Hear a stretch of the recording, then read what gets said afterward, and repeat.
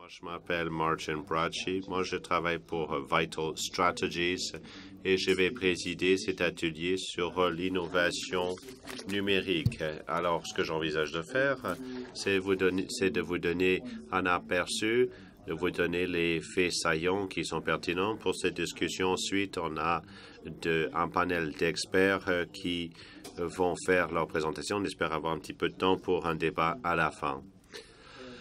Alors, soyez indulgents. J'aimerais vous faire remarquer certaines choses qui sont certainement pertinentes pour la numérisation dans le domaine de l'ESSEC. Il y a trois questions que j'aimerais qu'on aborde aujourd'hui.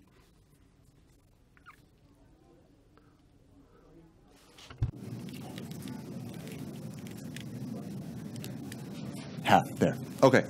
So the first point is that digitization is really. Alors, premièrement, la numérisation n'est pas facultative.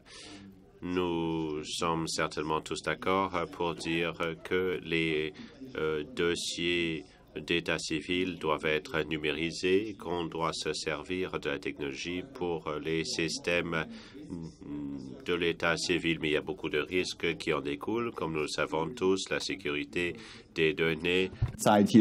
Il y a un autre panel d'experts qui a parlé de la fuite des données et qu'on identifie les personnes qui souffrent d'harcèlement par la suite. Alors, il y a des risques qui doivent être atténués. Ça, c'est la première question. La numérisation n'est pas facultative, qu'il faut qu'on adopte les mesures appropriées. Deuxième question.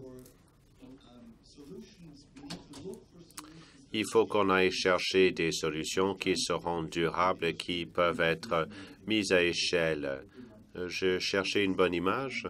Je n'en ai pas vraiment trouvé, mais là, c'est mon ordinateur au Cameroun rural et vous voyez la clé USB qui me permet de me brancher sur l'Internet. On peut avoir accès à l'Internet n'importe où dans le monde, mais ce ne veut pas dire pour autant qu'on devrait construire ou mettre sur pied des solutions qui fonctionnent à base d'Internet, parce que c'est encore fragile. Donc, il faut faire attention que les solutions numérisées ne créent pas d'obstacles à l'accès, donc à l'inscription des décès et des naissances.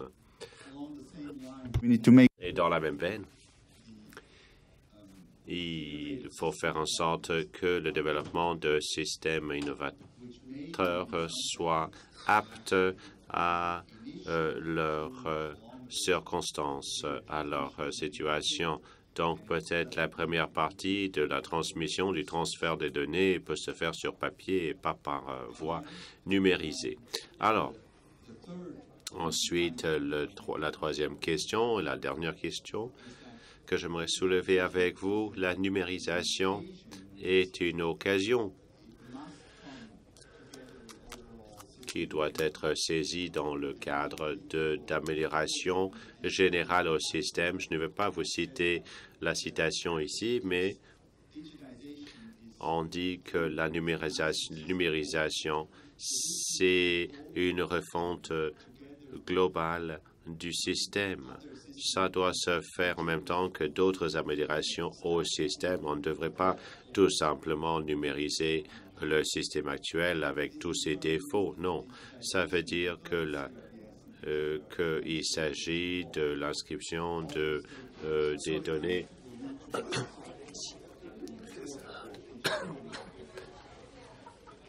Ça marche?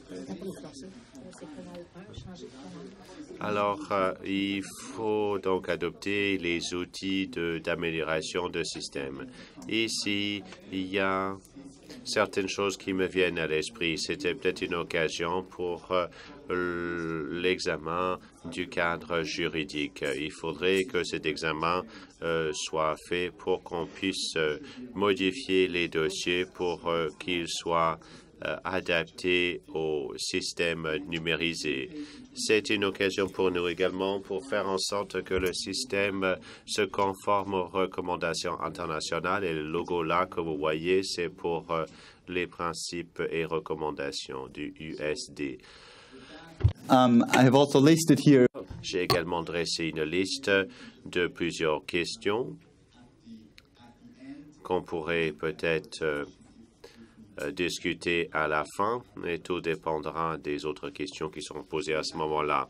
Alors, j'aimerais maintenant vous présenter les experts. J'aimerais vous présenter les experts très rapidement avant de leur céder la parole. Premièrement, on va entendre une présentation de Murat Lotfov, qui est en fait un consultant indépendant en gestion de technologie de l'information et de la communication. Il a conçu et mis en vigueur les systèmes ESSEC numérisés en Tadjikistan et la doctorat en système de l'information de l'Université d'Oslo. Il sera suivi de Jane Thomason, qui est PDG de App et associé en Australie, qui mène à bien des projets financés par le gouvernement australien dans certains pays du Pacifique. Depuis 30 ans, elle a gagné une expérience dans le domaine de la pauvreté, de l'inégalité dans les pays en voie de développement. Elle est experte en blockchain, en chaîne de blocs. Elle a également un doctorat de l'Université de Queensland. Ensuite, on entendra une présentation de Claudine Henry Aguna, qui est la greffière de la Haute Cour et secrétaire à la justice par intérim Hill Cook. Elle travaille sur le renforcement de l'ESEC dans son propre pays et dans les pays avoisinants.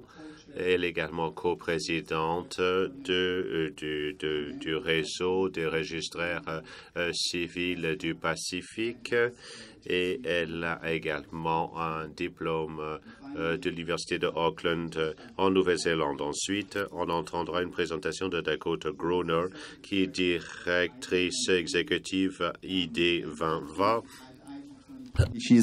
Et elle mène la stratégie, elle bâtit des partenariats critiques et fait en sorte que l'organisation reste sur la bonne voie vers l'atteinte de l'objectif qui se sont fixés.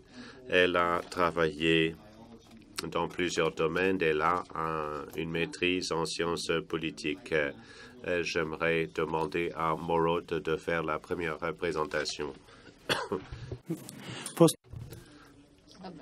Alors, premièrement, j'aimerais remercier le CRDI de m'avoir invité à participer à cette conférence et de pouvoir vous partager notre expérience dans le domaine de l'ESSEC au Tadjikistan. Comme nous savons, l'ESSEC est un système de gestion de données, donc qui peut contenir les données globales et ventilées. Nous avons déjà certaines données sur l'état civil.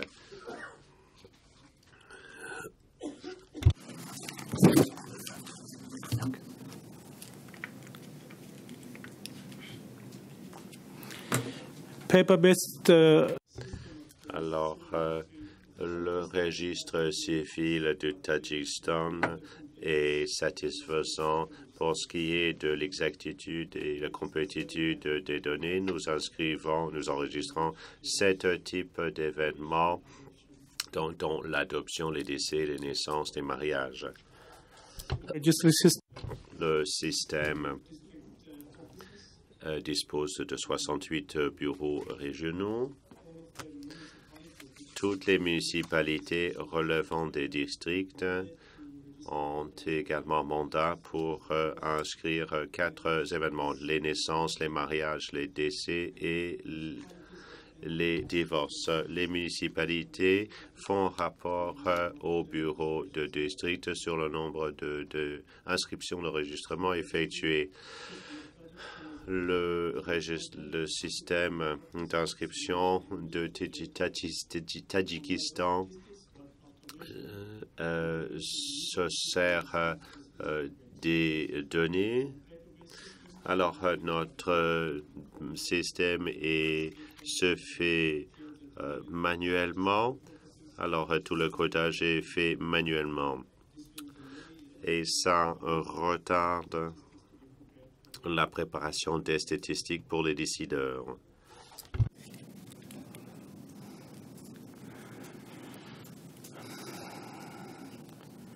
Development and implementation of civil. Alors, le développement du système électronique a commencé comme sous-composante du projet de gestion de la santé qui a été entamé en 2012. Avant cela, il y avait deux phases de ce système qui avaient été achevées. En 2012, une sous-composante du projet a commencé.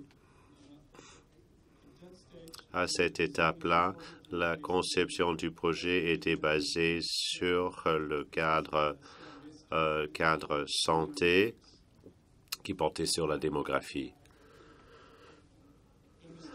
Quand on a commencé à concevoir le système de l'état civil, on a beaucoup parlé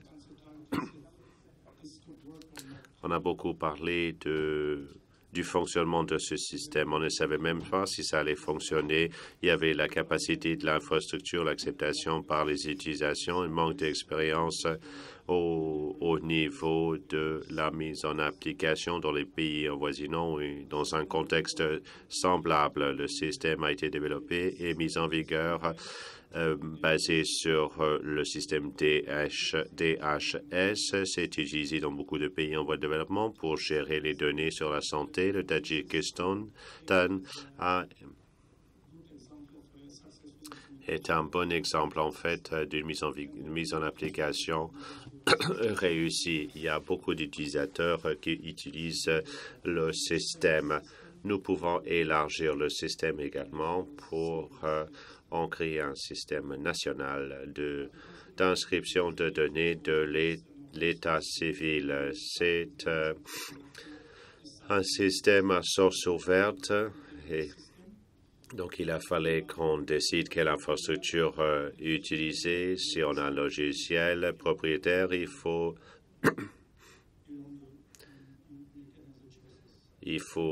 prendre la décision. Quand on a un logiciel source ouverte, on est libre parce qu'on peut, à un moment donné, décider d'améliorer l'infrastructure ou de faire en sorte que l'application cadre avec l'infrastructure existante.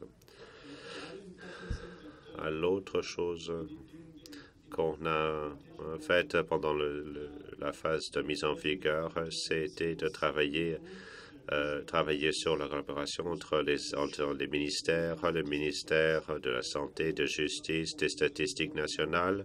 On constitué un groupe de travail. On a pu avoir une bonne collaboration et on a assuré une bonne collaboration avec d'autres ministères pour enregistrer tous les événements, Alors, c'était une des réalisations. Donc, la collaboration était vraiment réussie. Le système est distinct maintenant, est un système distinct et qui relève du ministère de Justice. Chaque district paie ses propres coûts mensuels.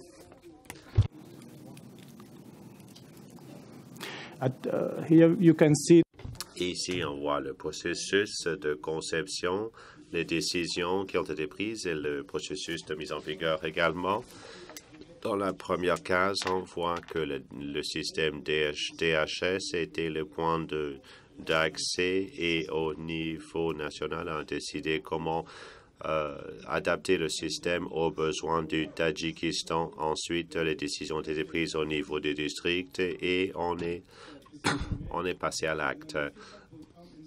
Ensuite, la rétroaction nous revient. Si les utilisateurs sont satisfaits du système, ils peuvent le dire.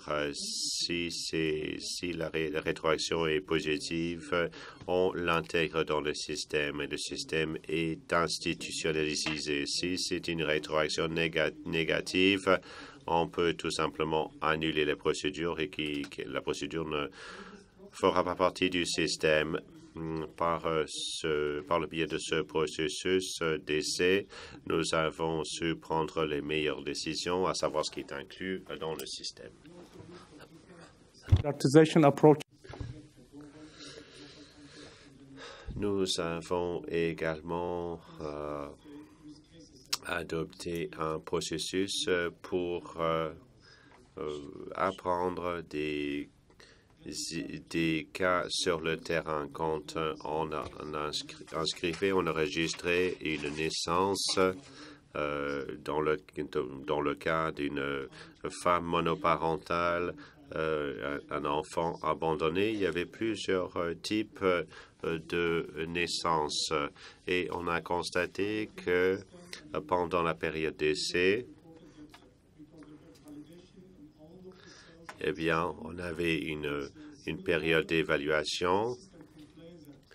Alors, quand c'est une mère monoparentale, alors le système demande à l'utilisateur à remplir la case pour le père. Alors, mais ce n'est pas rempli. On a dû s'adapter à cela. On a dû apporter des changements pour l'adapter donc au cas spécifique. From the different. Alors, il y avait certains types d'événements. Alors, dans le cas des mariages, des naissances, il y a certains domaines qui sont semblables pour tous ces événements. Yeah, I'm giving the facets of information. Alors maintenant, les facettes de l'infrastructure de l'information, c'est la façon pour nous d'évaluer la possibilité de mettre en vigueur le système dans le contexte du Tadjikistan. Il y a 4 types, les données qui sont disponibles et les données dont on a besoin pour prendre une décision. Et ensuite, la technologie de l'information. Qu'est-ce que c'est ça? Eh bien, les infrastructures physiques existantes. Et y a-t-il un réseau disponible? Alors, les politiques. On a vérifié pour voir s'il y avait une base législative adéquate et si ça nous permettrait de nous occuper des données personnelles.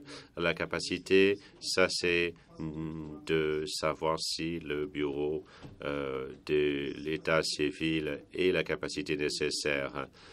Et cette infrastructure pourrait être utilisée comme cadre pour évaluer l'état de préparation pour mettre en vigueur le ESEC électronique.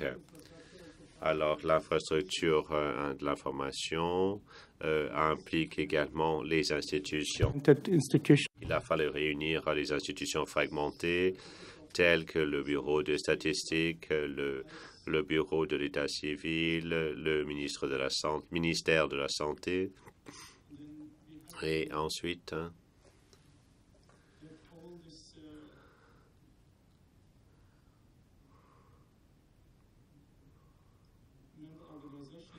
on a réuni toutes les organisations pour qu'on prenne une décision commune. Quel est le système optimal pour eux? Ensuite, il y a eu des contradictions et là, on a regardé toutes les facettes de l'infrastructure. On a essayé de rendre des institutions fragmentées plus complète. Alors, pendant la période de mise en vigueur, on a essayé de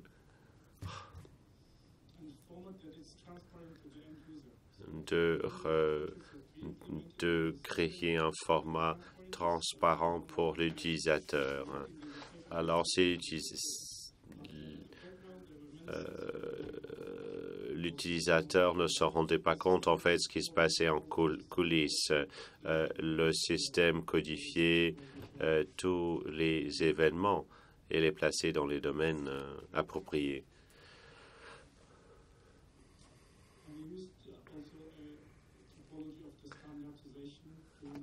On a essayé de mettre sur pied des normes pendant le développement du système également. Je vais aborder ça sous peu.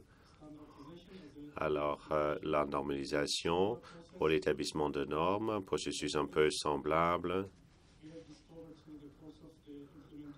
On a découvert, on a fait certaines découvertes pendant le processus. On a essayé de les intégrer dans une norme, la normalisation comme l'adaptation à la situation locale.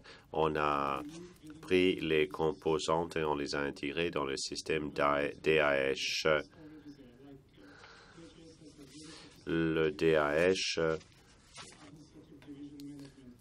a une fonctionnalité de division de hiérarchie assez poussée, donc on s'est servi de cette fonction pour indiquer les coordonnées pour les événements qu'on essayait d'enregistrer. C'était un système convivial et si on connaissait la municipalité de l'enregistrement, on pouvait choisir la localité et certaines données seraient automatiquement remplies. Donc, on devait tout simplement choisir l'adresse à domicile et certaines cases domaines seraient remplies. On a adopté la même approche dans d'autres cas. Si on voulait enregistrer un mariage, on faisait une recherche en utilisant le nom de la personne et ensuite le système allait chercher la personne par le biais de son acte de naissance et remplissait les informations. Certaines informations, il y aurait seulement certains domaines qui devraient être remplis au moment de enregistrer la naissance. Si les parents sont déjà dans le système, eh bien, on peut faire une recherche en utilisant le nom d'un des parents et quand le système le retrouve, le repère et quand l'expert fait la vérification, il va cliquer sur le nom et 90% du formulaire serait automatiquement rempli. Si on fait une recherche en utilisant le nom de la femme, le système va aller chercher les données sur le mari, va aller chercher l'acte de mariage et ça permet à l'agent d'économiser 40 minutes de travail parce que sinon, il est obligé d'aller aux archives pour aller chercher l'acte de naissance et ensuite remplir 2 formulaires manuellement. Parce que le registre de l'état civil au Tadjikistan, il y a 2 copies. Il y a une copie qui est maintenue au bureau et l'autre qui est envoyée aux archives. Alors, cette conception, en fait, a été à tous les niveaux du système. Pour cet événement, ça permettait aux agents de réduire le travail nécessaire pour remplir les formulaires. C'était un type d'incitatif pour eux, pour qu'ils appuient et qu'ils participent activement au système parce que ça réduit le besoin de taper les informations. On leur disait, écoutez, vous allez inscrire les informations une seule fois et ensuite le travail sera fait automatiquement. C'est un système sémantique qui vous permet d'aller chercher les données automatiquement et ça suit la personne pendant toute sa vie. Alors, tous les événements sont enregistrés à base de l'acte de naissance. C'est le premier document. Tous les événements qui suivent sont reliés à l'acte de naissance. Donc, ça nous permet de créer un arbre généalogique qui est parenté de qui et les relations entre les gens. Ça pourrait être une source très importante pour l'analyse. Ça va nous permettre d'identifier les comportements et la façon de vivre des gens également. This is the centralized database shows. Alors ici, on a la base de données centralisée. À droite, on a les rapports générés manuellement et en vert, on voit Les divisions administratives, ils ont accès à la même base de données, ils peuvent accéder aux données à partir des districts différents, mais si c'est à base de papier, ils vont devoir faire un appel téléphonique ou sinon aller chercher une personne pour fournir une copie de son acte de naissance, mais sous format électronique, c'est plus facile. Mais pour mettre en vigueur ce nouveau système, on doit modifier la loi qui permet au district de regarder les informations détenues dans un autre district. Ce n'est pas possible actuellement. Actuellement, les 68 districts sont reliés à la base de données centrale par le biais d'une connexion VPN. Et ça continue à fonctionner même quand il n'y a pas d'accès à l'Internet et s'enregistre. Donc, il y a une interconnectivité. Il y a 340 experts qui ont été formés. Beaucoup d'entre eux utilisent cette technologie pour la première fois. Donc, ils ont suivi une formation de base. Les institutions relevant du ministère de la Justice ont élaboré un programme de formation en se basant sur un autre système DHS. Un autre défi pour nous était l'utilisation des signatures numérisées.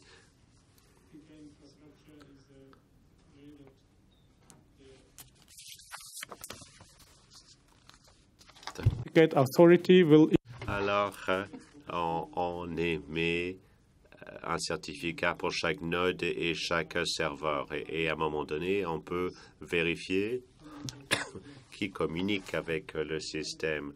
Si un client fait une demande auprès du serveur, le serveur va lui demander le certificat. Et quand on a donné le certificat, on peut entrer dans le système.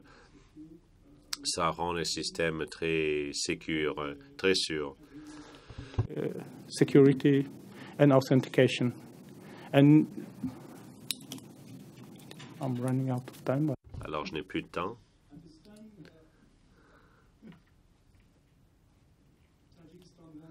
Alors, le Tadjikistan veut brancher toutes ses ambassades et consulats à ce système par le VPN. Donc, les événements qui se produisent à l'étranger vont être enregistrés dans le système, même à partir de l'étranger. Mais la recommandation clé pour ce qui est de la création de ce système d'information pour l'État civil, c'est de le rendre utile pour le grand public à l'heure actuelle.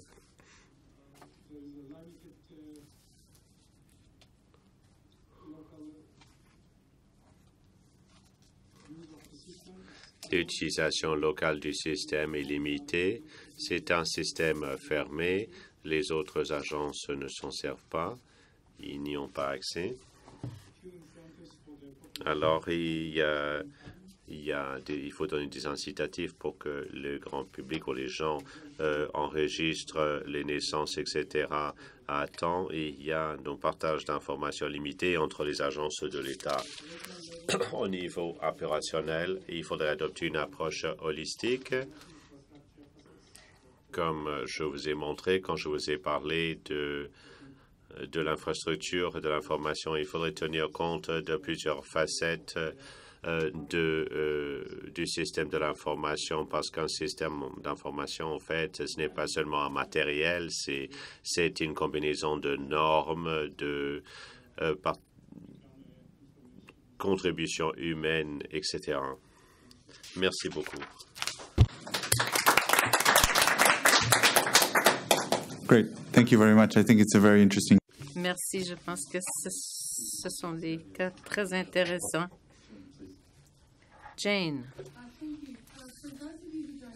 si vous ne me connaissez pas, pendant 3 ans, j'ai été le point de mire pour le service et responsable de la santé des enfants et des femmes.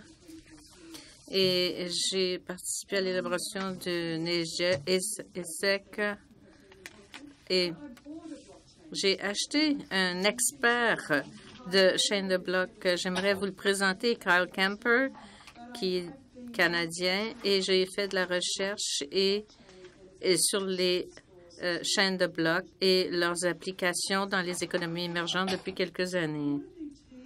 Je voulais faire deux choses dans cette présentation. Je veux vous faire réfléchir et je veux que vous soyez emballés par les possibilités que les chaînes de blocs et autres technologies perturbatrices peuvent présenter pour les systèmes d'ESSEC.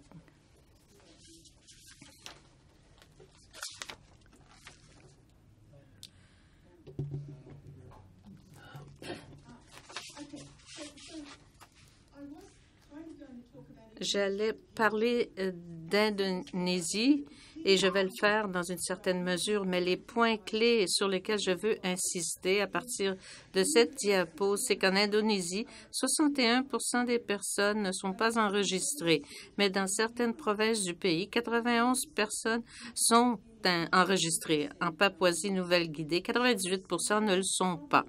Alors, l'ampleur du programme dans les pays difficiles à joindre n'a pas changé. Et je ne sais pas si la solution au problème a changé non plus. Mais voilà, aujourd'hui, il nous faut nous réveiller et comprendre que ces choses-là existent déjà. Communication entre machines, analytique à haute vitesse, identité numérique, ludification de la formation et de l'éducation, les voitures autonomes, les devises numériques, l'impression en 3 dimensions, l'automatisation et la robotique, les téléphones intelligents et les tablettes sont notre principale source ordinateur personnel, la croissance rapide des mégadonnées. Cela, ça n'arrive pas dans 10, 15, 20 ans, c'est maintenant. Comment tirer parti de tout cela pour régler les mêmes problèmes qu'on essaie de régler depuis bien des années? Alors, l'identité numérique, en fait, pourrait changer la donne. Vous connaissez les raisons pour lesquelles l'identité est importante, alors je ne vais même pas présenter cette diapo parce qu'on l'a entendu 46 fois aujourd'hui. Mais je voulais simplement me concentrer sur certaines choses pour vous parler d'un projet. Bon, voilà, maintenant, ça avance trop vite. Vous savez cela, 1,1 milliard de personnes n'ont pas d'identité. Et l'un des plus grands problèmes pour ce qui est de l'égalité, c'est l'accès des femmes à des fonds. On ne peut pas parler d'identité sans parler des choses comme cela. Bon, c'est la technologie qui décide aujourd'hui, n'est-ce pas? Voilà, ça va un peu trop vite. Mais voilà, c'est la fin de la présentation. It's out of control. Can someone control the slides other than me? Yeah, I can do it if you need some help. Yeah, I really think I need some. To just go through. Je pense qu'il m'en faudra.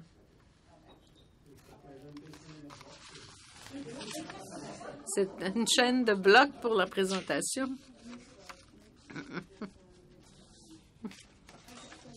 Bon. Le milliard de la base. Oh, ça avance toujours.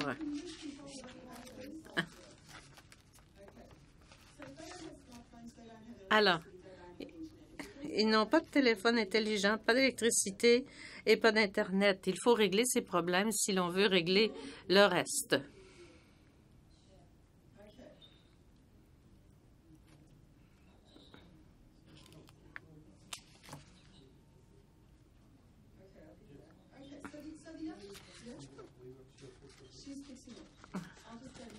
Alors,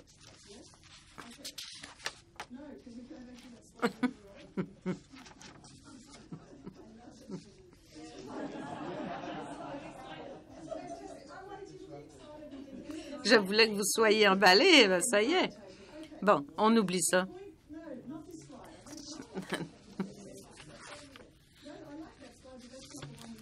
C'était pas celle-là que je veux. C'est trop de technologie. Oui. Peut-on aller à la... Oh.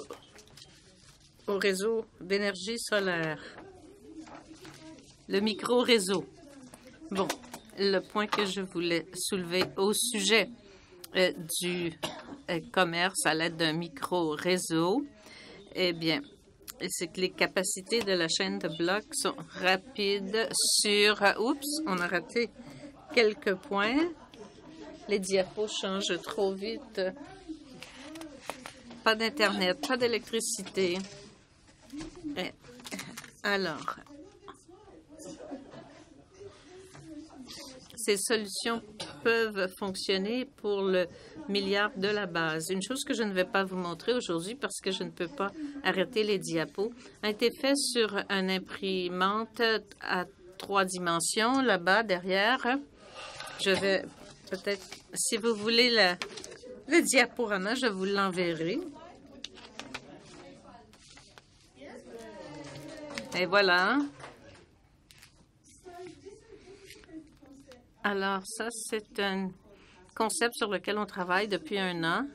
C'est un prototype qui fonctionne et ce prototype vous permet d'avoir une identité biométrique qui prend une empreinte digitale et qui crée une identité unique pour une personne et cela peut envoyer et recevoir de l'argent numérique et aussi échanger des produits d'énergie solaire. Donc, si vous êtes dans un village et que vous avez un petit commerce et que vous avez l'une de ces petites boîtes, vous allez pouvoir prendre l'identité de quelqu'un, envoyer, recevoir de l'argent numérique et vous allez pouvoir vendre de l'énergie parce que ceci ne requiert pas d'Internet, pas d'électricité et ça peut se faire assez facilement.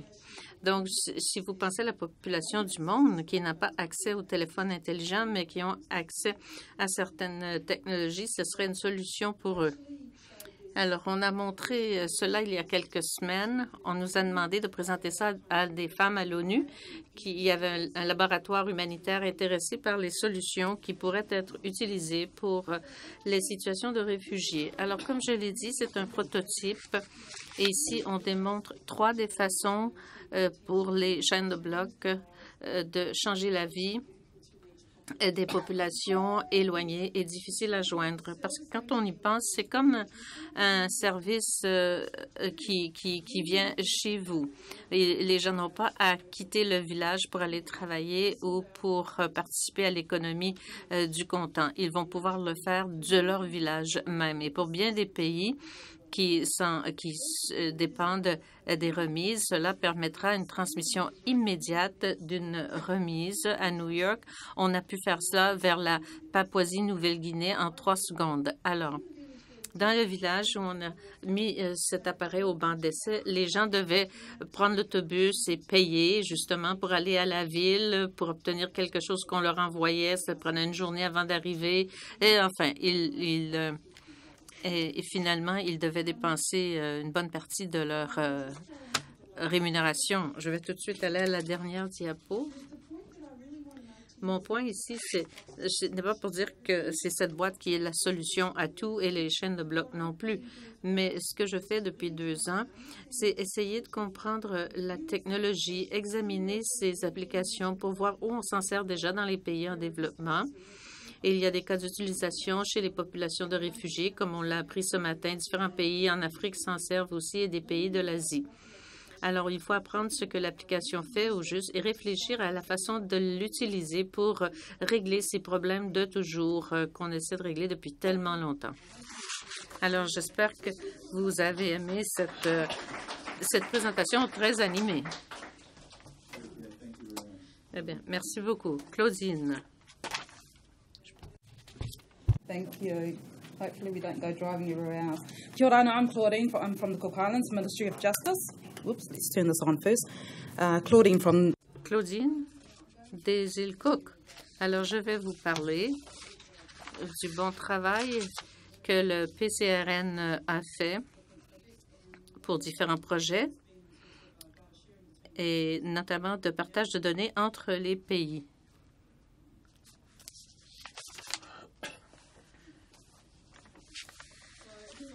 Alors, qui sommes-nous? Eh bien, notre réseau a été créé en 2014 et il inclut à peu près 22 pays, 14 États du Pacifique et 21 partenaires agences ailleurs, y compris des organisations de l'Union européenne.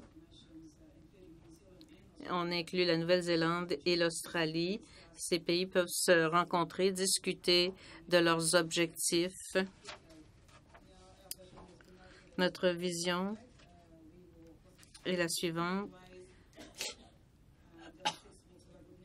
Nous voulons répondre aux besoins locaux de façon souple avec une démarche de partage et de changement législatif afin que pour faciliter l'échange de technologies et de données.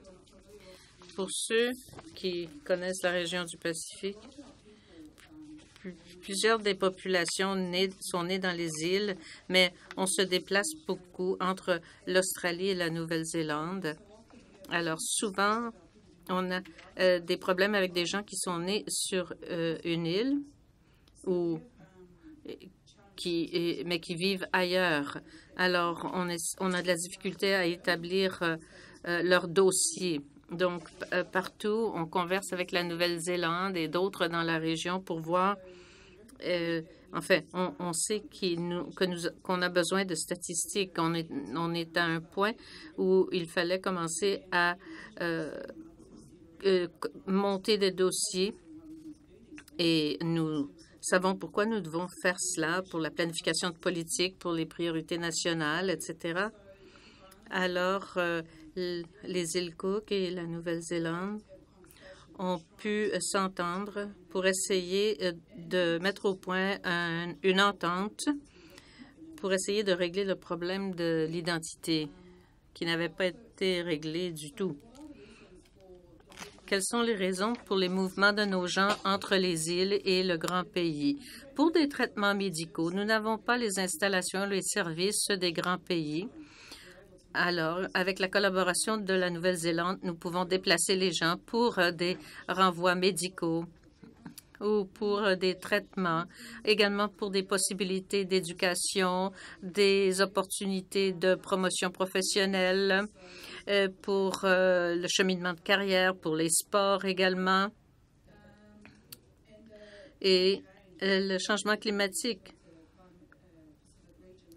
Bon, dans la région du Pacifique, on a des problèmes typiques qui proviennent des catastrophes naturelles et des changements dans le monde. Et il y a bien des gens, donc, qui ont déménagé au début des années 60 dans le grand pays. Alors, les populations aiment toujours se retrouver et être ensemble. Ça pourrait expliquer, donc, tous les déplacements, tous les mouvements. Alors, vous prenez tous ces déplacements et j'ai l'impression qu'on a perdu bien des renseignements sur ce qui est arrivé à bien des gens. Et j'ai des statistiques ici, mais malheureusement, elles ne sont pas tellement à jour, mais c'est quand même pertinent, indépendamment de l'âge, de leur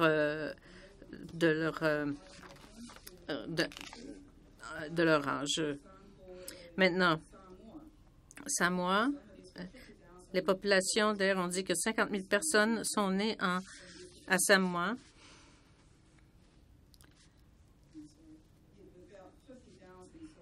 Il y en a à peu près 50 000 qui vivent maintenant en Nouvelle-Zélande. Et pour ceux qui sont décédés, il existe quelques 430 dossiers. Donc, il y a bien de ces choses qui se passent dans cette région. Et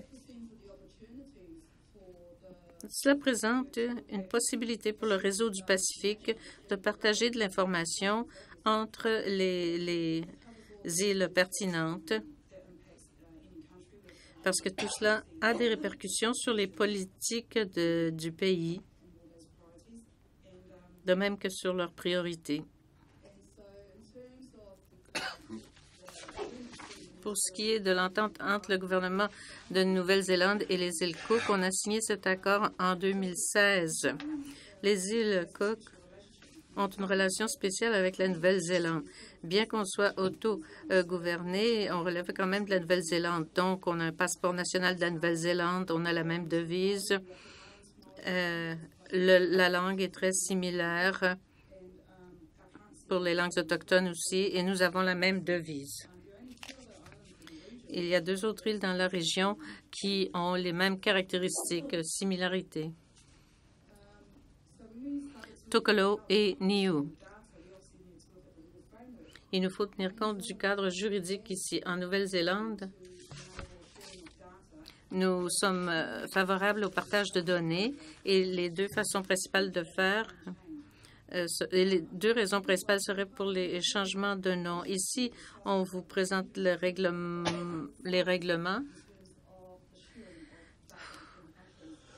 On n'y trouve rien, par contre, sur le partage de données entre ces 2 pays, mais la raison d'être de cet accord est de pouvoir partager des données pour qu'on puisse identifier certaines personnes et les apparier à des dossiers, mettre à jour des dossiers de naissance et les dossiers ou les enregistrements de décès également. Tout cela est très important pour les résidents des îles Cook.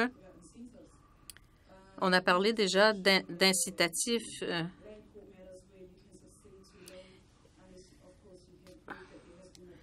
Il est parfois... on doit parfois prouver qu'il y a eu un décès pour avoir accès à des titres de propriété, mais parfois les gens qui ne sont même pas nés aux îles Cook pourraient revenir et réclamer des titres de propriété. C'est pour cela que nous devons avoir des dossiers, obtenir donc des dossiers, des enregistrements de changement de nom. C'est peut-être pareil ailleurs, mais chez nous, on a tellement de variations de noms. Une même personne peut avoir toute une histoire avec un très, très, très long nom, mais qui raconte une histoire sur leur provenance, leur cheminement. Alors, vous êtes peut-être enregistré sous un nom, mais vous pouvez mourir sous un autre nom et il y a des gens qui ne sauront pas qui était cette personne. Les noms changent tout le temps, mais rien n'est enregistré. Alors, il y a des gens qui changent leur nom, bien sûr, pour des raisons évidentes et tout à fait légitimes, mais il est difficile de vérifier s'il s'agit toujours d'une même personne. Il y a des raisons généalogiques aussi qui sont importantes. Les familles, l'histoire sont très importants. On aime savoir d'où l'on vient. Et je comprends qu'à cause de cette entente que nous avons conclue avec la Nouvelle-Zélande, il y a bien des îles qui sont heureuses et ont entamé des discussions. Il y en a qui ont signé des ententes avec la Nouvelle-Zélande. Et il y a un bureau du registraire aussi qui a des ententes pour les Néo-Zélandais qui sont maintenant en Australie. Et cela commence à s'appliquer à d'autres pays aussi. Alors, ça fonctionne très bien pour nous. Et en fin de compte, les systèmes de la Nouvelle-Zélande sont bien plus avancés que ceux des îles Cook. Mais cela fonctionne pour nous. On pourrait être à un niveau différent pour la technologie, mais la raison d'être de tout cela, c'est qu'on veut accomplir des choses et on le fait. Et il est donc extrêmement important qu'on puisse partager des données. Au tout début, cela posait bien des problèmes à bien des gens dans la région. Il y a des gens qui sont très territoriaux pour quelque raison que ce soit. Peut-être qu'au final, en tout cas pour nous, c'est la meilleure façon d'organiser ces dossiers. Alors voilà pour le partage de données. Merci. Great, thank you very much. Dakota, please, last presentation. Merci beaucoup à vous, Dakota.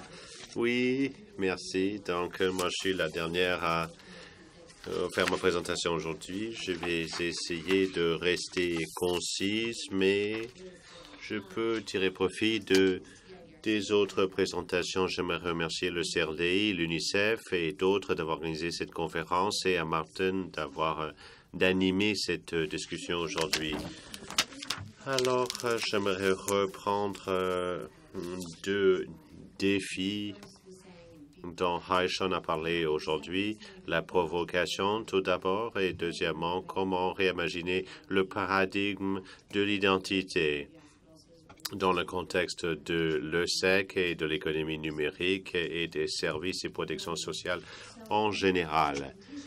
Alors, pendant ma présentation, je vais m'écarter un petit peu de l'ESSEC et je vais parler de l'interaction entre la population et le gouvernement pendant leur vie.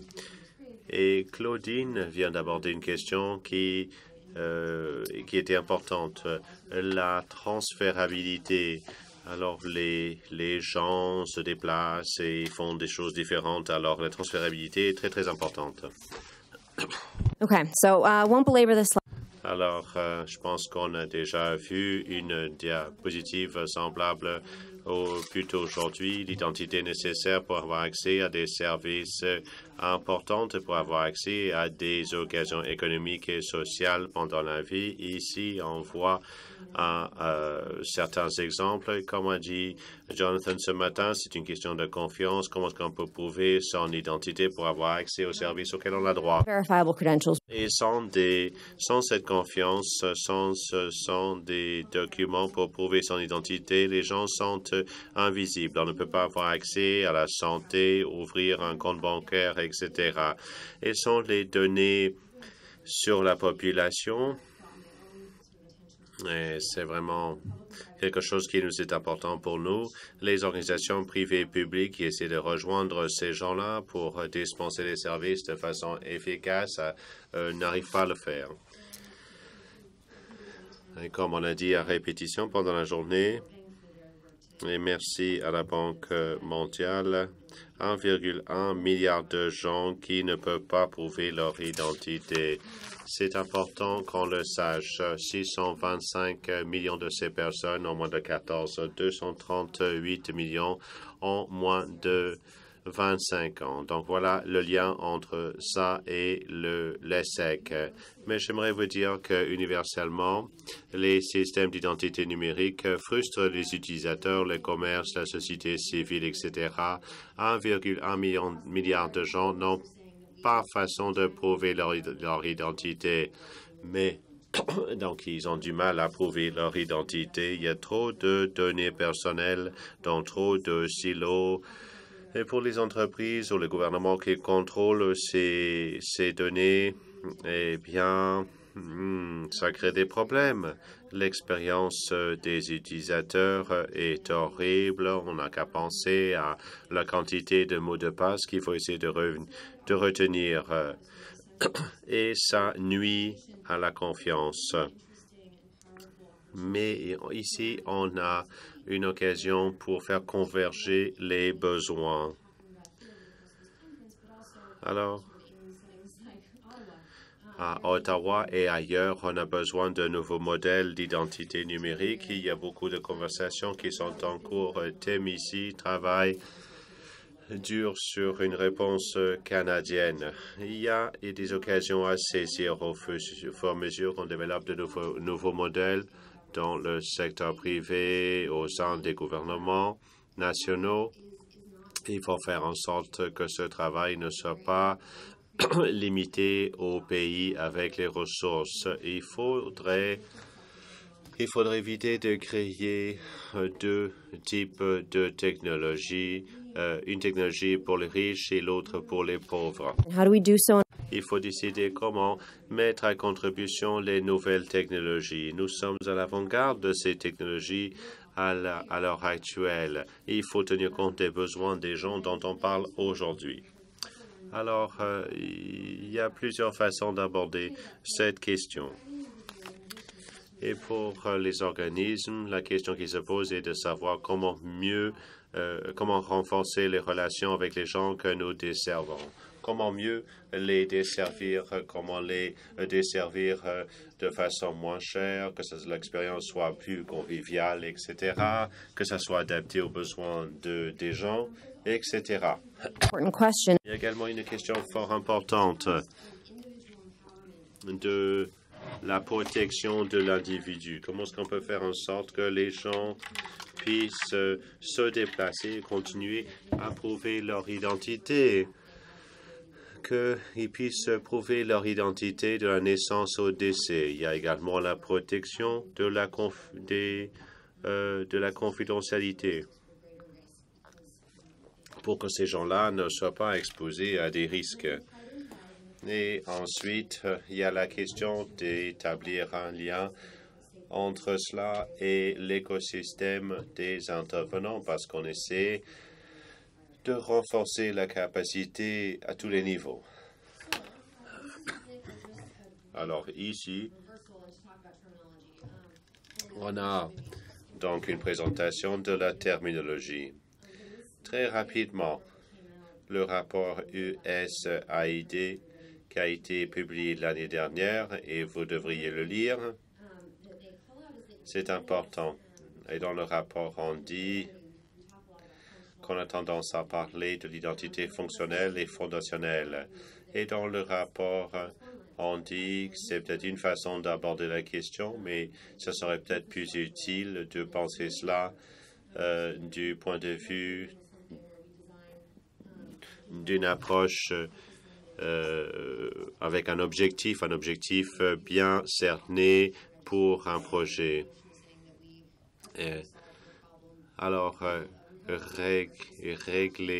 régler un problème pour une élection donnée et donc créer une solution pour ce projet-là. Alors, il y a ça, il y a ensuite les solutions beaucoup plus globales qui seraient compatibles avec beaucoup de systèmes locaux. Et c'est important de vous faire remarquer que ça pourrait être fonctionnel ou fondationnel. C'est là où les termes se confondent.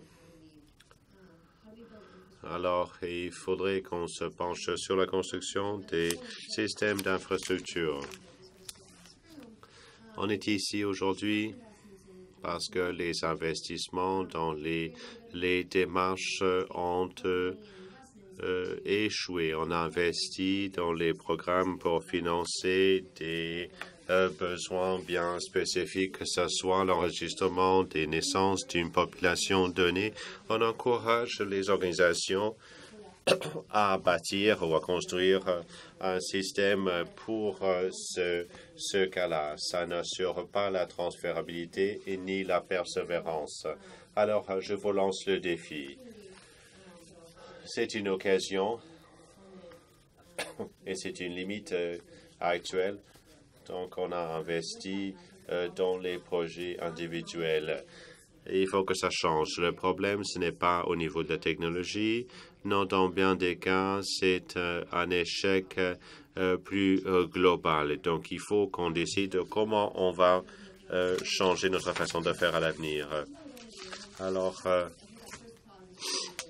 je pense que la première phrase est très importante. Si on met en vigueur cela, si on met en vigueur l'identité numérique de façon éclairée, on peut autonomiser les gens. Et il faut penser à la transférabilité et de la personnalisation du système. Et ensuite, on peut ajouter d'autres services.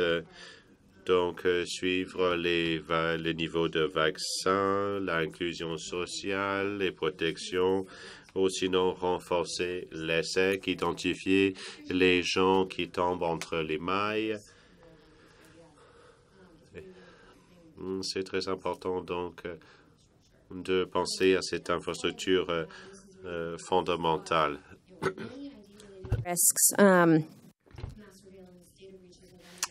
Alors, il y a plusieurs risques qui peuvent être empirés, en fait, par la numérisation. Il y a des risques réels. Je pense qu'au fur et à mesure qu'on met en vigueur le nouveau système, il ne faut pas perdre de vue ces risques. Alors, ce qu'on a vu, et tout cela découle des conversations avec les entreprises privées qui travaillent avec les organisations telles que Teams, etc. Il y a un nouveau paradigme pour ce qui est de l'identité numérique. Historiquement, et ici c'est difficile à lire, mais à l'heure actuelle, tout est en silo, les identités ne sont pas transférables. Les données se trouvent au niveau de la banque, etc. Mais il faudrait qu'on adopte un modèle qui serait plus transférable, plus convivial. Vous seriez au centre de tous les services que vous utilisez. Et c'est pour cela que certains prônent l'utilisation de la technologie pour le permettre. Je ne veux pas rentrer dans les détails technologiques, mais on pense que la technologie peut être une partie de la réponse. Pourquoi? Parce que ça facilite la décentralisation et la confiance dans la décentralisation. Si on peut avoir donc un centre, un endroit centralisé où résident les données, ça exigerait donc la coopération de tous les acteurs, tous les intervenants, mais ça crée également un problème ou un risque pour la cybersécurité. Dans un monde blockchain, les gens seraient donc une unité d'interopérabilité. Ils pourraient avoir une clé. Et même dans les... il y a très peu de connectivité. Il y aurait des façons de faire. On ne serait pas obligé de passer par la haute technologie qu'on utilise ailleurs. Et la personne en question pourrait donc vérifier son identité auprès de toutes les organisations de façon vérifiable. Donc, on pourrait partager les informations avec toutes les organisations et vous aurez donc la capacité de contrôler vos propres informations. C'est très différent, en fait, des modèles fédérés centralisés qu'on a prônés par le passé. Par rapport au principe de base, ça donne le contrôle de l'identité à l'individu avec toutes les organisations, mais ça facilite la portabilité, la transférabilité dont on parlait. Et ce qui est vraiment important pour moi, c'est que l'identité est en fait un droit fondamental, droit de la personne fondamental, de base. Mais si on doit se fier d'une institution donnée pour prouver son identité, alors on peut toujours vous retirer ce droit-là. Il me ferait plaisir de répondre à toutes vos questions sur la technologie. Alors, c'est difficile à lire, c'est peu convivial, mais ça décrit les modèles possibles. Alors, je pourrais vous envoyer les diapositives si vous voulez. Ça vous montre un modèle possible. Alors, ça vous permet par la suite de penser à des points d'entrée différents. Et ça serait un mécanisme pour renforcer la couverture et l'échec. On est d'accord? C'est plusieurs normes, technologies, donc une approche axée sur la source ouverte pour permettre l'interopérabilité. Donc, on pourrait avoir une démarche par laquelle les gens pourraient se créer une identité dans plusieurs organisations, surtout avec les organisations dans lesquelles ils ont confiance. Donc, il y aurait plusieurs points d'entrée. Je vous donne un exemple ici. Il y a plusieurs pays où les taux d'immunisation sont beaucoup plus élevés que les taux d'inscription de naissance. C'est une occasion à saisir. Alors, normalement, on donne à ses enfants une carte de santé au moment de l'immunisation. Et ça pourrait servir de document d'identité. mais normalement, tout cela est sur papier. On n'a pas de façon pour inscrire l'immunisation de l'enfant dans un système. On devrait pouvoir associer l'immunisation à d'autres événements avec d'autres organisations. A birth certificate.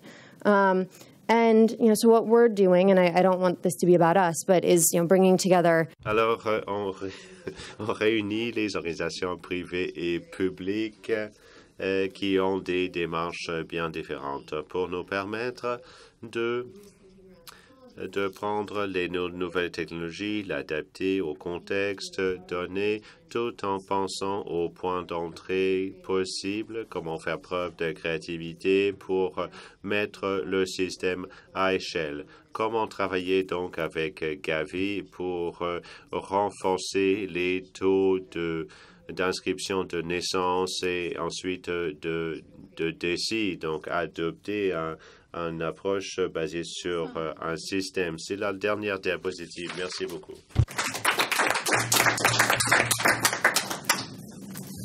Great. Thank you very much for all the presentation. Merci bien pour toutes les présentations, les contributions.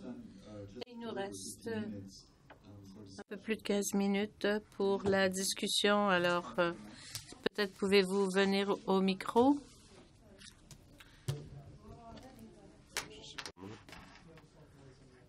Oh, t'es allumé. Ah bon, je peux projeter ma voix, ça va? Il y a beaucoup d'accents australiens et je suis comme chez moi. Est-ce qu'on est au Canada vraiment? Non, enfin, j'ai peut-être une question, mais vraiment, c'est une réflexion. Je vais regarder mes collègues de l'UNICEF et de l'OMS en parlant. Il y a toute une transition dans notre façon de penser à l'identité et à la façon dont les démarches numériques considèrent l'identité.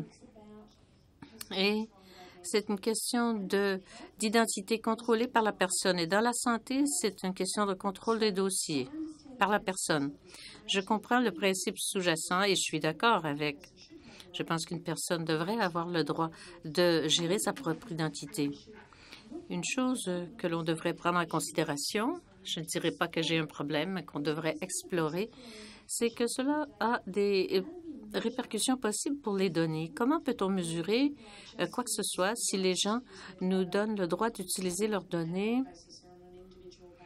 sur une base individuelle seulement? Par exemple, en santé, comment peut-on gérer ou évaluer la santé des préoccupations de santé des gens? On n'est pas habitué à cela. Je veux simplement attirer votre attention là-dessus parce que parfois les gens disent on veut que l'identité soit contrôlée par la personne, puis là, rien ne se passe. Mais je pense que ça viendra et que cela renversera la façon dont on évalue les résultats en santé. Et si on ne commence pas à réfléchir à cela maintenant, bon, ce n'est pas une question. Je ne terminerai pas avec une question, un simple énoncé. Je pense qu'il est très important d'y penser parce que ça aura des répercussions sur notre façon d'évaluer nos ODD aussi. Comment c'est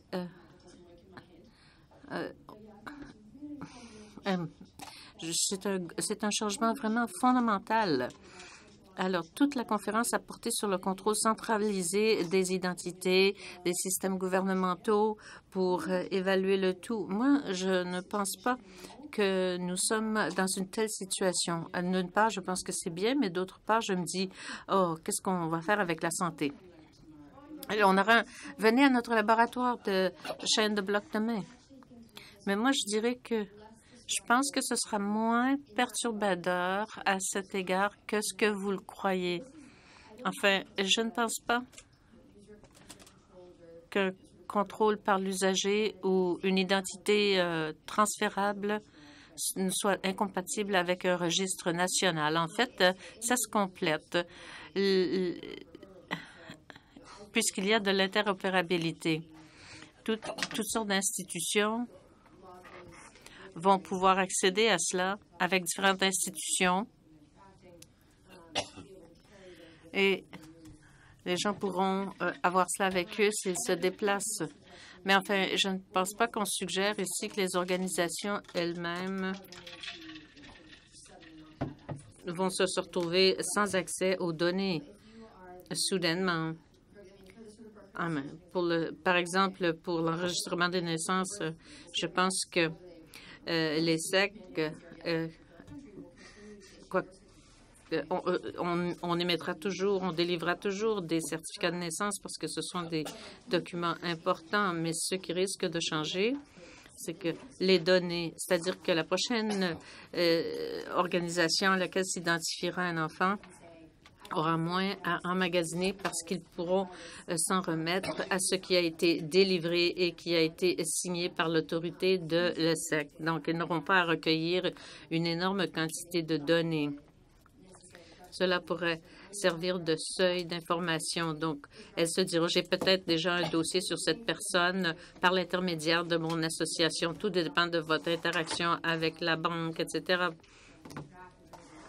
avec l'opérateur de réseau mobile. Mais ce que vous ne verrez pas, par contre, ce sont des données vraiment très personnelles. Inaudible. Yeah. Also present the same problem. So yeah. Anyway, just thought. Yeah. No, I think it's a really important. Oui, je pense que c'est important. Mais comme on l'a dit, c'est plutôt complémentaire. On a besoin de l'enregistrement à l'état civil au départ.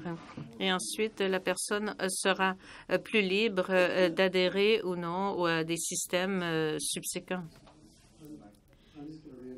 Je veux simplement insister sur à quel point il est rafraîchissant d'avoir l'individu au centre de tout cela, parce que j'ai suivi toute la conférence et je pense que c'est la seule séance où on a vraiment mis l'accent là-dessus. Moi, je viens surtout du monde des TI en santé. IMR, il est difficile d'intégrer les données dans ces contextes et il est bien de pouvoir partager de l'information. Il y a des défis, des problèmes juridiques à cela, mais on constate, je vais essayer de vanter un petit peu le Canada. Je suis basée à Toronto et dans la région d'Hamilton, on travaille avec les dossiers électroniques depuis quelques années, ou enfin pour avoir les dossiers électroniques, et aussi avec l'administration des anciens combattants qui fait cela depuis encore plus longtemps que nous. Et ce qu'on constate, c'est que cette autonomisation de l'individu crée des points d'intégration qui relèvent de la personne. Et la personne peut décider avec qui partager l'information. Aux anciens combattants, par exemple, il y a ce qu'on appelle le Blue Button et vous pouvez télécharger votre dossier médical en PDF ou dossier électronique et vous pouvez le partager avec qui bon vous semble. Récemment, il est possible donc il y a une autre installation, on peut partager les données pour la recherche clinique et ça peut être tout à fait dans l'anonymat. Et alors, il y a des choses vraiment, des changements de paradigme très intéressants qui surviennent, toutes sortes de possibilités qui se présentent à différents niveaux, surtout au niveau de la vie privée, la sécurité, et tout cela s'estompe quand on donne à une personne sa propre information. Alors, si cela se traduit en identité, il y a une relation symbiotique avec tout ce dont vous venez de parler. Et c'est aussi notre expérience. C'est vraiment emballant parce que c'est tout à fait transformateur. Thank you. Please, can you use so the people.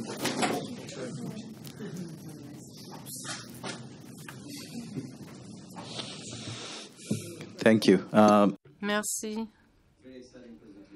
Très bonne présentation, vraiment. Jane, entre autres.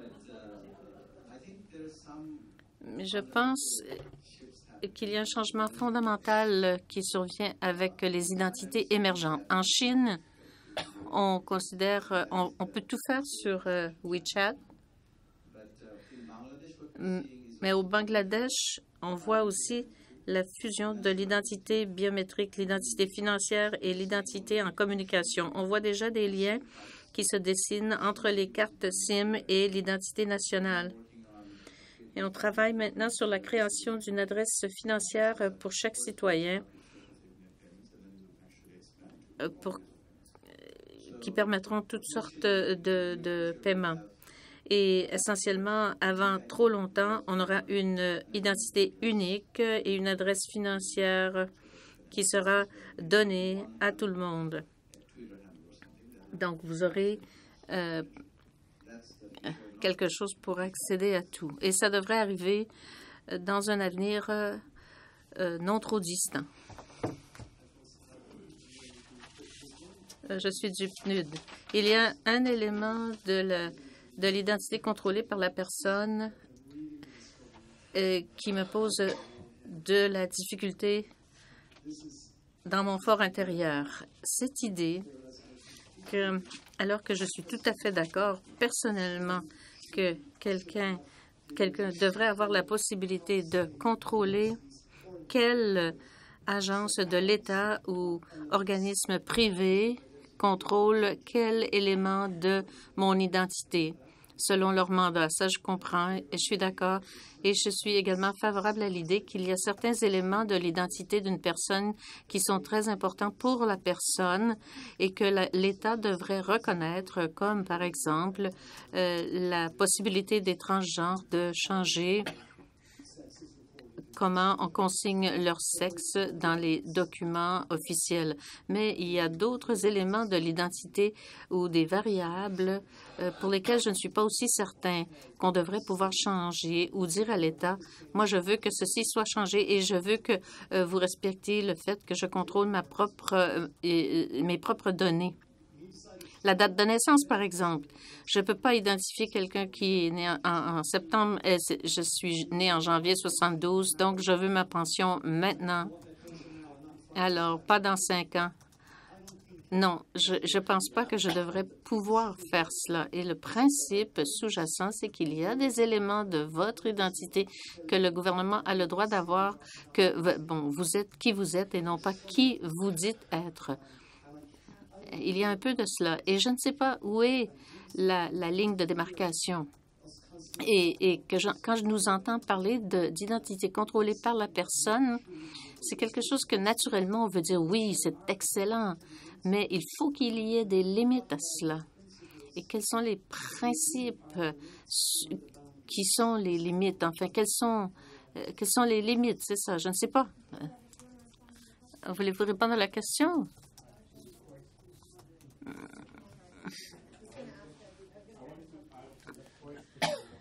Je voulais rajouter à cela dans la perspective d'un enfant qui n'a pas d'agence, disons, et ne peut contrôler son identité et ce que l'État doit faire pour protéger cette identité.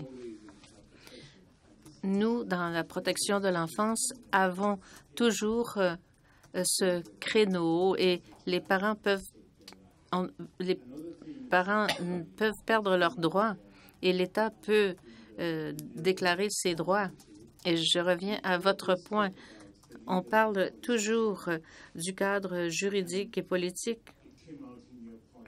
Et une chose sur laquelle on s'entend, c'est que toutes ces nouvelles technologies ne semblent pas chercher à voir quel autre cadre réglementaire existe. Les gens des politiques doivent venir alors vers vous pour connaître le cadre législatif. Mais si on veut instaurer de nouvelles technologies, il faudrait que l'on puisse prouver ces concepts dans un cadre réglementaire. Que faudrait-il pour que cette technologie trouve le juste équilibre? Une personne qui détient sa propre identité et la responsabilité de l'État, responsabilité publique, responsabilité de sécurité, il y a quand même toutes sortes de sécurité. Si quelqu'un de la sécurité était ici et qu'il vous entendait parler, il deviendrait très perturbé par tout cela parce qu'ils doivent avoir certains contrôles à un certain point. Mais je pense qu'il faut trouver un juste équilibre. Alors, mon point, c'est qu'il faudrait investir beaucoup dans le réglementaire et j'aimerais qu'on en parle un peu. Oui, c'est un point bien important. Il ne nous reste plus que 3 minutes.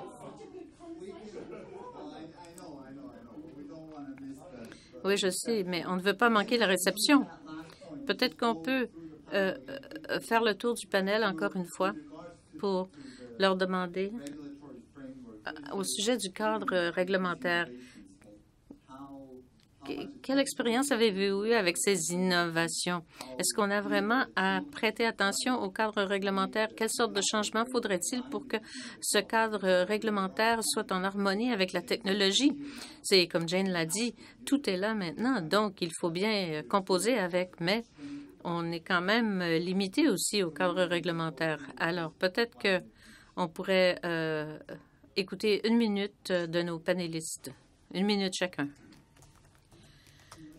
Eh bien, dans mon pays, on utilise 2 types d'identité. Il y en a un type qui est relié à la personne et l'autre est un document qui contient une identité qui le relie à la personne avec un numéro. Si on le perd et qu'on reçoit un nouveau document, il y a un nouveau numéro. Ça pourrait être une solution pour l'identité personnelle. Si on me donne un numéro d'identité et que le certificat en question m'appartient, à un moment donné, je pourrais le changer si c'est nécessaire.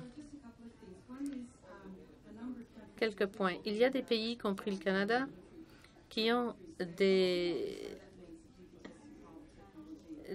endroits où on peut tester la technologie. Alors, c'est important. Et puis, et je veux le dire à tout le monde dans la salle, impliquez-vous.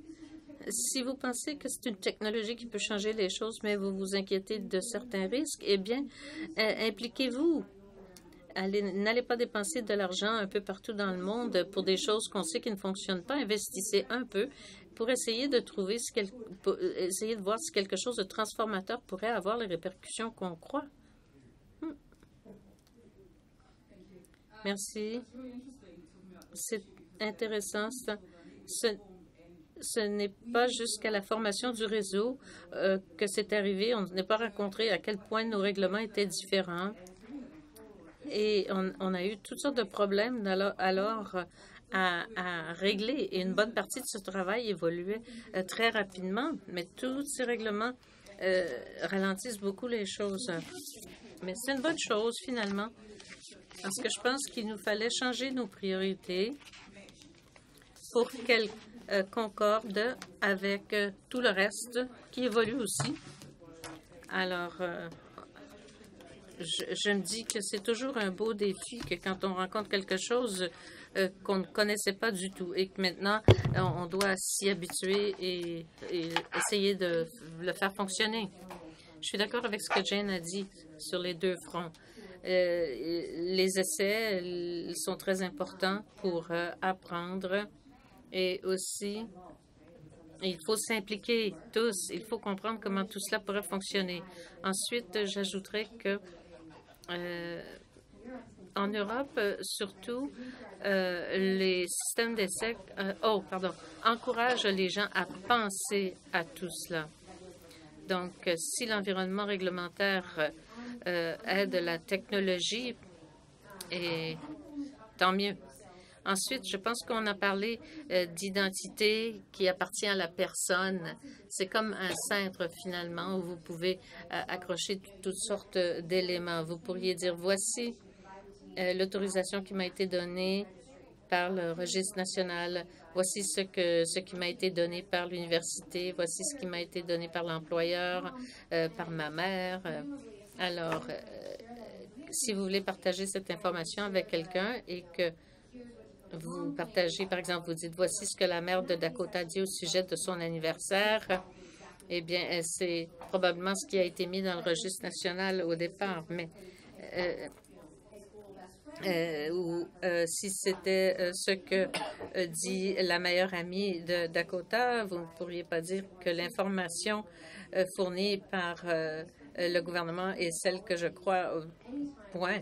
Mais chaque fois qu'on évalue un renseignement fourni par quelqu'un, il faut calculer un certain risque parce que on se demande dans quelle mesure est-ce que je peux faire confiance à l'institution qui appuie cette documentation, cette information. Alors, pour des choses comme ça, Il faudrait avoir des garanties où vous pourriez faire confiance à seulement certaines institutions. Je pense que ça ressemble un peu à la situation qui existe quand on veut inscrire des enfants indépendamment ou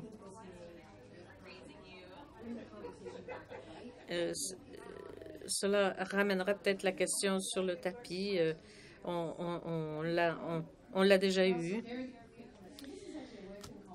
Eh bien, c'est une conférence de travail ici, n'est-ce pas? Alors, on espère tirer quelque chose de cette conférence. Et je pense que ça ici, c'est vrai, parce que je suis assise à côté de Cornelius, que moi et Cornelius, nous pensons vous proposer un peu de travail sur ce nouveau thème, parce qu'on pense que c'est fondamental. C'est une question d'identité et on croit que c'est important de faire du travail là-dedans. Alors, je veux que vous sachiez qu'on va poursuivre cette conversation. Bon, très bien. Merci à tous de vos contributions.